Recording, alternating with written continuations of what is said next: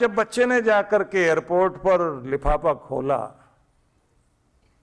Ticket था हैदराबाद का। अब 2 महीने लगाने थे, 7,000 रुपए साथ में दिए गए थे, एक मोबाइल फोन दिया गया और कहा गया ये पैसे खर्च नहीं करने। अब अलग अलग जगह जाकर के नौकरी करता है, 7 दिन में छोड़ दें, रोज का गुजारा भी करना। 2 महीने में पूरी अक्ल आ गई कि रुपए पैसे की कीमत क्या, तुम्हारी खुद की वैल्यू क्या है, तुम्हारी डिग्री की वैल्यू क्या। और जब खूब अच्छे से समझ में आ गया तो उसके बाद का अब आओ काम पर। और आते ही एकदम डायरेक्टर बनने का मतलब ये नहीं है ऊपर से शुरुआत करोगे, नहीं, तुम आओ और जहां हमारे यहाँ पैकिंग वाले बैठते हैं ना, वहां बैठो जाके, पहले वहां से शुरुआत करो। और एक एक चीज समझते समझते अपनी कंपनी में रुपए पैसे की कीमत भी समझ में आ गई, जिंदगी की कीमत भी समझ में आ गई, और तुम्हारी डिग्री की कीमत भी समझ में आ गई कि तुम्हें क्या वैल्यू है तुम्हारी। अब बाप के कंधे पर बैठकर दुनिया देखने की कोशिश मत करना।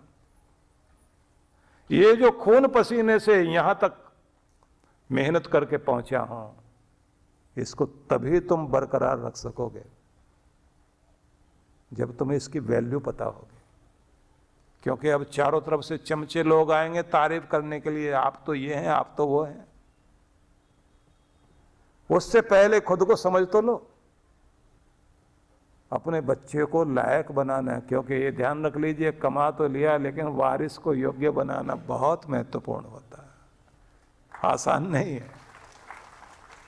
वारिस को महत्वपूर्ण अगर आपने बना दिया, बड़ी परीक्षा होगी। वो कितनी गालियां देगा आपको, लोग भी बोल देंगे कसाई बन गया तुम्हारा फादर तुम्हारे लिए। ये कोई व्यवहार होता है? ऐसे कुछ करना होता है? हाँ, जब नहीं रहेगा पिता तब याद आएगा वो क्या था, वो क्या करता था, कैसे मुझे यहां लेकर आया, कैसे उसने मुझे लायक बनाया। क्योंकि पैसे देकर अमीर बनाना तो आसान है, गुण सिखाकर अमीरी देना ये सबसे बड़ी बात है। ये सिखाओ। ये जब आप बच्चों को दोगे, उनकी समृद्धि कोई छीन नहीं सकता, उनकी अमीरी उनके साथ रहेगी।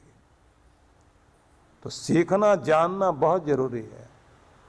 एक आदत और बनानी चाहिए, जहां भगवान का शुक्र करने की आदत रहे, वहां हर पल धन्यवाद देते हुए, मुस्कुराते हुए, हर चीज को सराहते रहने की आदत भी बनानी चाहिए। कहीं भी जाओ, वहां की अच्छी चीज क्या देखी उसकी तारीफ करो, क्योंकि तारीफ करने से वो गुण आपसे चिपकता है, और निंदा करते ही वो जो दुर्गुण है वो भी आपको चिपकता है। वहां तो कुछ भी अच्छा नहीं था, तो क्या अच्छा नहीं था, ये नहीं अच्छा था, वो नहीं अच्छा था, तो वो सारे दुर्गुण वो भी चिपक जाएंगे आपके साथ। और अगर आप किसी गुण की तारीफ करते हो तो वो विशेषता, वो क्वालिटी, वो आपकी जिंदगी में छिपकेगी और आपको कीमती बना देगी। इसलिए उस पर ध्यान दो जो कीमती है। तारीफ करना सीखो, और जब भी किसी की तारीफ करते हो तो दिल से करो, दिल से तारीफ करनी चाहिए। हाथ भी मिलाओ तो गर्म जोशी से मिलाओ। और कोई कमी देखते हो तो वहां चुप रह जाना अच्छा। और अगर बताना भी पड़े, अनुकूल वातावरण देखकर कान में धीरे से बताया जाए तो उसका मतलब होता है सलाहकार है, सहयोगी है, भला चाहता है। सबके सामने बताने का मतलब है घटाना चाहता है, निंदा करना चाहता है, छोटा करना चाहता है, अपमानित करने का तरीका है इसका। हाँ, पिता बनकर जब आप बोलते हैं तब किसी समय भी बोल सकते हैं, गुरु बन के बोलते हैं तब किसी समय भी बोल सकते हैं। लेकिन शिष्य को उस समय गदगद होना चाहिए कि अगर मेरे लिए कमी कही गई है, किसी चीज को बताया गया, कहते ना 3 लोग, राजा का मंत्री, वैद्य और गुरु, नीतिकारों ने लिखा है। और गोस्वामी तुलसीदास जी ने भी इसको दोहराया कि 3 ही लोग हैं जिनको कभी भी ये नहीं सोचना कि कोई बुरा मान जाएगा। गलती देखो तुरंत बोलो। टीचर को भी गलती पर ही नजर रखनी है। वो जिस समय कॉपी चेक करता है तो कहाँ करेक्शन की जरूरत है वो रेड घेरा बनाता जाता है कि इसमें इसको करेक्ट करना है, इसमें करेक्शन कुछ है जो ठीक होनी है, वो निशान लगाता जाएगा।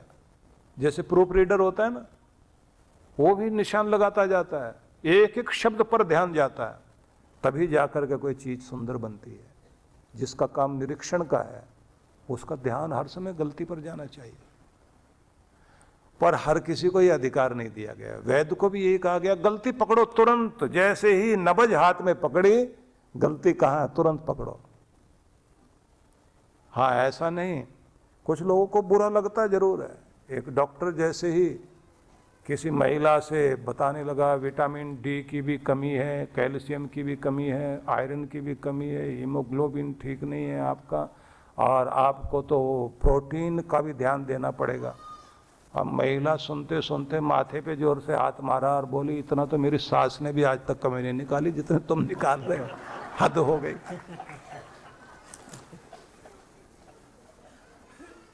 क्योंकि सुनने की आदत नहीं है। सुनना भी चाहिए। अगर गलती बताई जा रही है मानो, तुरंत मानो, और मानकर ठीक करना शुरू कर दो। क्योंकि डॉक्टर को आपकी कमी निकालने के ही पैसे मिलते हैं, टीचर को आपकी कमी निकालने के ही पैसे मिलते हैं, और मंत्री का भी काम यही है, गलती को प्रशासन में जहां भी है तुरंत पकड़े, इसी के लिए उसको रखा गया है। और अगर उस समय वो लीपापोती करता है, कोई वैद्य भी ऐसे करने लग जाए। कोई बहुत ज्यादा अमीर आदमी था ना, खांसी रात दिन रहे, और जब भी कोई ट्रीटमेंट के लिए बढ़िया वैद्य बताए तो उससे जाते ही पहले अपनी शर्त रखे, देखिए जी खट्टा नहीं छोड़ूंगा, और ये ध्यान रख लेना गोलगप्पे खाने की बिल्कुल आदत है मुझे, बिल्कुल नहीं छोड़ूंगा, चटपटी चीज़ें भी खाऊंगा, पकौड़े भी खाऊंगा, और जो भी कुछ जो मुझे आदत है वो तो मैं करूंगा, बाकी आप पैसे कितने भी ले लीजिए, दवाई बढ़िया दो। अब आयुर्वेद में तो नियम यही है कि परहेज पहले बताए जाते हैं, जिससे रोग बढ़ता है वो परहेज पहले बताया जाता है, फिर रोगों को निकालने के लिए बताया जाता है कि ये चीजें कीजिए जिससे रोग निकले, फिर उसके बाद में शमन करने के तरीके। तो वैद्य ने समझा कि आदमी ऐसे ठीक होने वाला है नहीं, तो उसने कहा कि भाई आप खांसी से परेशान है? बोले बहुत परेशान हो, रात दिन आती। बोले खांसी तो इतनी अच्छी चीज़ है, इतनी तो दुनिया में कोई चीज़ होती नहीं है। बोले क्या विशेषता है इसकी? बोले देखो बुढ़ापा कभी नहीं आता खांसी वाले आदमी को। अच्छा जी, ये तो बहुत बढ़िया बात बताई। बोले कुत्ता नहीं काटता उसको, और उसके घर में चोरी नहीं हो सकती। अब सुनते ही वो तो एकदम बोला अच्छा कमाल की बात बताई आपने, अब बुढ़ापा नहीं आता मतलब? बोले पहले ही मर जाता है ना, बुढ़ापा देखने की जरूरत नहीं पड़ेगी। अब बोले कुत्ता क्यों नहीं काटता? बोले इतना कमजोर हो जाता है आदमी कि हाथ में लाठी लेके चलता है, और लाठी को देखते कुत्ता दूर रहता है। और तीसरा फायदा ये है कि चोरी होती नहीं उसके घर में, क्योंकि रात में नींद ही नहीं आती, सारी रात खांसेगा ना। जिसके घर में कोई खांस रहा वहां चोर क्यों आएगा? अब इतना सुनना था, वो हाथ जोड़ के बोला महाराज जो परहेज कहोगे वो कर लूंगा, आप दवाई बताओ आप। क्योंकि कुछ लोगों को उल्टे ढंग से समझाना पड़ता तब जाके वो समझते हैं, सीधा समझाओ तो समझ में नहीं आता। तो इसलिए आपको ये बताना चाहता हूं कि जीवन कीमती है। इस कीमती जीवन को अगर और कीमती बनाना चाहते हो तो कठिनाइयों से भागिए नहीं, कठिनाइयों का सामना करना शुरू करें। और जो ये कहा गया बुद्धिम शरदशतम, 100 वर्षों तक आप बुद्धिमान बने रहें, सीखने की चेष्टा करते रहें, सीखें और मोह को जैसे जैसे उम्र आगे बढ़ती जाए कम करते चले जाए, और भक्ति को बढ़ाओ, परहेज को बढ़ाओ, शांति को बढ़ाओ। कृष्ण भगवान का संदेश सुनिए, प्रशांत मनसम ह्येनम योगिनम सुखमुत्तमम। जिस व्यक्ति ने अपने मन को प्रशांत किया, शांत नहीं, प्रशांत, साधारण शांति तो सबको थोड़ी देर के लिए हो जाती है। प्रशांति वो है जो हर हाल में अपने अंदर की शांति बनाए रखता है। हम लोग एक प्रार्थना कराया करते हैं जिसमें ये बोला जाता है कि परमात्मा मुझे मेरे भीतर की शीतलता को सुरक्षित रखना सिखा दो। बड़ी प्यारी प्रार्थना। परमात्मा मुझे मेरे भीतर की शीतलता को सुरक्षित रखना सिखा दो, तब भी जब दूसरे उग्र हो रहे हो और वातावरण अशांति का बन रहा हो, तब भी मैं अपनी शीतलता को न त्यागूं, अपने मन, मस्तिष्क और बुद्धि को संतुलित बनाए रखूं। ये आशीर्वाद मुझे दो। बहुत प्यारी प्रार्थना। तो इसको दोहराया करिए। कृष्ण भगवान ने जो कहा, प्रशांत मनसम ह्येनम योगिनम सुखमुत्तमम उपैति शांत रजसम ब्रह्मभूतम अकल्मषम। मतलब जिसका मन भली प्रकार से शांत है, शांति नहीं प्रशांत है और पाप रहित, ऐसा शांति वाला व्यक्ति ही सुखमुत्तमम, उत्तम सुख को प्राप्त करेगा। मतलब सुख तभी आएगा जब जीवन में शांति आएगी।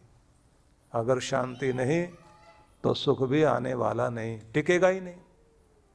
आप अपने मन में, अपने घर में, अपने व्यवहार में, अपने ऑफिस में सुख की चीजें प्राप्त करने के लिए जो चेष्टा करते हैं, उससे पहले पूरी चेष्टा कीजिए कि आपके मन में भी शांति रहे, आपके घर में शांति रहे, आपके व्यवहार में शांति रहे, आपके कारोबार वाली जगह में, फैक्ट्री में, बिजनेस वाली जगह में, आपके ऑफिस में शांति बनी रहे। इस बात की सबसे ज़्यादा कोशिश करनी चाहिए। अगर शांति बनी रहेगी, तरक्की जरूर होगी और आप सुखी जरूर रहोगे। ये सबसे पहले समझ लेना चाहिए। नहीं तो कितनी भी सुख की चीजें ले आइए, अशांत बने ही रहोगे। क्योंकि शांति नहीं है तो सुख टिकेगा नहीं। और सारी दुनिया एक ही काम में लगी हुई है कि किसी भी तरह से सुख के साधन बढ़ते चले जाएं। सुख के साधन बढ़ा रहे हैं, शांति के साधन नहीं बढ़ा रहे हैं। तो सुख के साधन बढ़ा भी लिए, लेकिन आदमी सुखी नहीं लगता। आप देखते हैं ना, ज्यादातर लोगों के जीवन में यही तो समस्या है कि उनके पास में सुख के साधन बहुत हैं, लेकिन फिर भी सुखी नहीं है। गाड़ी है, गाड़ी का सुख नहीं है। मकान है, मकान में सुखी नहीं है। जमीन जायदाद होने के बाद भी सुखी नहीं है, क्योंकि शांति नहीं है। जब रिश्तों में शांति नहीं, कारोबार में शांति नहीं, तो सुखी कैसे होगा आदमी? अब शांति पाना ही सबसे ज्यादा जरूरी चीज है। और शांति जो है, जहां खो गई वहीं ढूंढने से मिलेगी। तो देखो कि आपकी शांति खोई कहां है। अगर आपकी अशांति का कारण आपके बिजनेस में कहीं कमी है, तो वहां ठीक करना शुरू करिए। अशांति का कारण जहां भी है, वहां पहले ध्यान जाए आपका। अगर अशांति आपके रोज के टाइम टेबल के कारण गड़बड़ है, क्योंकि आप देर से सोते हैं या फिर जल्दी उठ करके दौड़ते हैं, तो आपको अपना टाइम टेबल ठीक कर लेना चाहिए। अगर शरीर के कारण अशांति, क्योंकि आप बीमार रहते हैं, तो अपना डाइट चार्ट बनाओ, उचित चीज़ें खानी शुरू करो, अपनी एक्सरसाइज फिटनेस पे ध्यान दो। अगर अशांति आपके कमाई के कारण है तो फिर ये बात ध्यान रख लीजिए, कमाने पर ध्यान जाए, पर पहले व्यापार को समझो। जो ये साधारण लोग भाषा बोलते हैं ना, एक बुजुर्ग बोल रहे थे, मैं अपने बेटे को समझाता हूं, ये समझता नहीं। मैंने कहा क्या समझा रहे हैं? बात वो बड़ी गहरी कह रहे थे। उन्होंने कहा मैं इसको कह रहा हूं व्यापार व्यापार व्यापार व्यापार व्यापार। इसको समझो कि यहां शब्द है व्यय पार। व्यय मतलब है खर्चा, और पार का मतलब है पार उतरना, कि खर्चे पर कंट्रोल करना आ गया तो व्यापार करना आ गया, इसको खर्चा कंट्रोल करना नहीं आया तो ये व्यापार क्या सीखेगा। आप सभी भक्तों को मैं बहुत प्रेम से गुरु पूर्णिमा के साधना के लिए आमंत्रित करता हूं।